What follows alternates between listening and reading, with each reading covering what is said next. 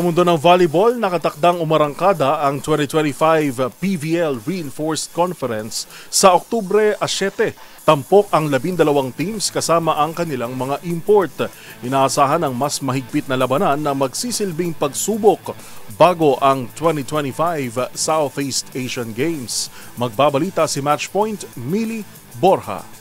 Nakatakdang umarangkada ang 2025 Premier Volleyball League Reinforced Conference sa October 7, tampok ang 12 professional teams na may mga import. Ayon kay PVL President Ricky Palu sa kanyang mensahe sa press launch sa Pasig City, inaasahan ang isang mas mahigpit na komperensya. Magsisilbing pagsubok ang conference para sa mga kupunan bago ang kampanya ng Pilipinas sa 2025 Southeast Asian Games sa Thailand. Sa format, hahatiin ang 12 teams sa dalawang pool na may single round robin. Ang top 3 sa bawat pool ay sasalang sa second round laban sa bottom 3 ng kabilang grupo. Susundan ng FIVB system para sa rankings. Matapos ang second round, ire-rank ang 12 teams.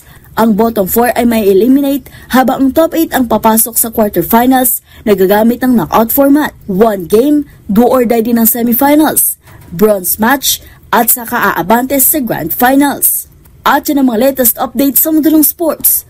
Para sa MBC TV Network News, ito si Mili Borja ng DZRH TV, una sa Pilipinas, una sa Pilipino.